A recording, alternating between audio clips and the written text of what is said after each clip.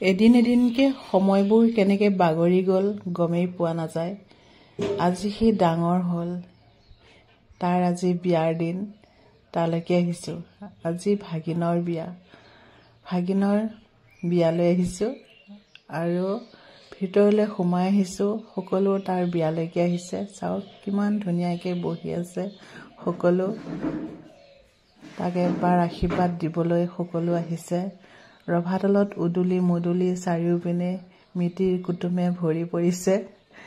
আৰু এয়া মোৰ মামাৰ ছোৱালী। আহি আহি দৰাৰ ওচৰ পালোহি। এয়াই ভাগিন।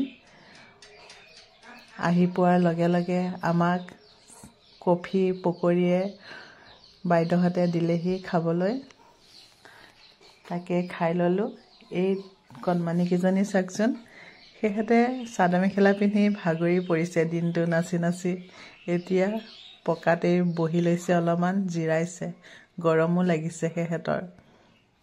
পানী চাগৈ খোৱাই নাই দিনটো, ক'ব নোৱাৰা হৈ আছে সৰু ল'ৰা ছোৱালী। এইটো বয়সত আমিও এনেকুৱাই আছিলোঁ, কিন্তু তেতিয়া চাদৰ মেখেলা পিন্ধা নাছিলোঁ বাৰু। আজিকালি চাদৰ মেখেলা সকলোৱে পিন্ধে, ভালো লাগে। এয়া পম্পী আৰু তাইৰ টিকলিজনী কিমান কিউট চাওকচোন। এয়া সকলোকে লগ পালোঁ বিয়া ঘৰলৈ আহি। এয়া ভণ্টিৰ ভাগিন মাজু, ডাঙৰ মানে পম্পী, ডাঙৰ বুলি কওঁ আমি, আৰু তাইৰ ছোৱালী দুজনী। ইমান মৰম লাগিছে সকলোকে। আৰু এই আলহীবিলাক সকলো বহি আছে। আচলতে বিয়াত আহিলে এইটোৱে ভাল লাগে, সকলো মিতিৰ কুটুম লগ পোৱা যায়। বিয়া সবাহবিলাকত সকলো লগ হয়, সেইকাৰণে ভাল লাগে আচলতে। এয়া বিয়া ঘৰৰ অতিথিবিলাকে কফি খাই আছে আৰু কিছুমানে মোবাইল চাই আছে, কিছুমানে কথা পাতি আছে। সকলো নিজৰ নিজৰ কামত ব্যস্ত। আৰু বহুত দিনৰ পিছত কিছুমান লগ হৈছে, কিমান যে ভাল লাগিছে।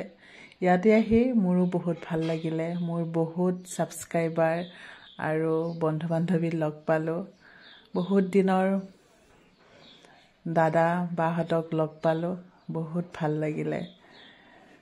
সঁচাকৈ আজিৰ দিনটো এটা স্মৰণীয় দিন হৈ ৰ'ব। কিমান যে ভাল লাগিলে ক'বই নোৱাৰোঁ। আৰু এয়া ভনবা যিমান অতিথি আহিছে বিয়া ঘৰলৈ, সকলোকে কফি আৰু পকৰী দিছে খাবলৈ। ইমানেই বিজি। এয়া দৰাৰ মাহীয়েক। এয়া মোৰ মামাৰ ছোৱালী।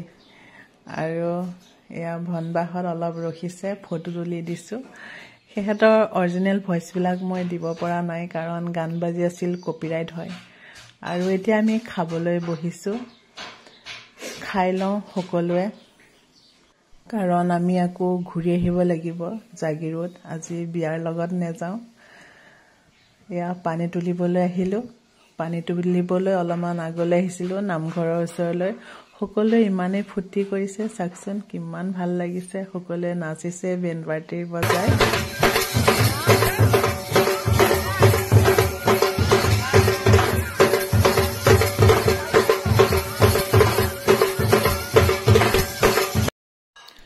পানী তুলি অহাৰ পিছত দৰাৰ মাকে, এয়া বায়ে দৰাক লৈ আহিছে আমাৰ ভাগিনক। আজি তাক মাহ হালধিৰে নোৱাব। দৰাৰ সাজত আজি সি কইনা আনিবলৈ যাব অলপ পিছতেই। সকলো এতিয়া আহিছে, মাহ হালধি ৰেডি কৰিছে সন্মুখত। এয়া গা ধুই উঠি পিন্ধিবলৈ নোৱনি কাপোৰযোৰ আগত দি থৈছে। চাকি বন্তি জ্বলাইছে, মাহ হালধি ৰেডি কৰিছে।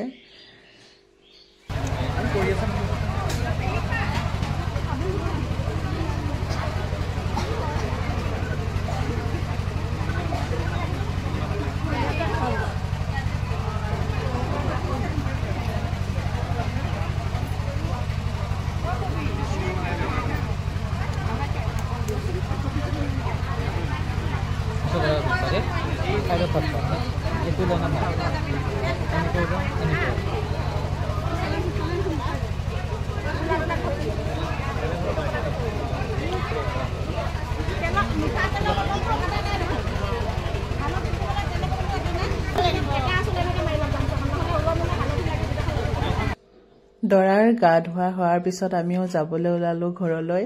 এয়া মানসীৰ বায়েক দাদাঘৰত। তাইক মানে সকলোৱে বহুতেই মৰম কৰে। তাইৰ পৰীক্ষা চলি আছে, সেইকাৰণে থাকিব নোৱাৰে। তাইৰ মনটোৱেহে জানিছে তাই কেনেকৈ লাগিছে আজি। উপায় নাই, কাৰণ পৰীক্ষা আছে।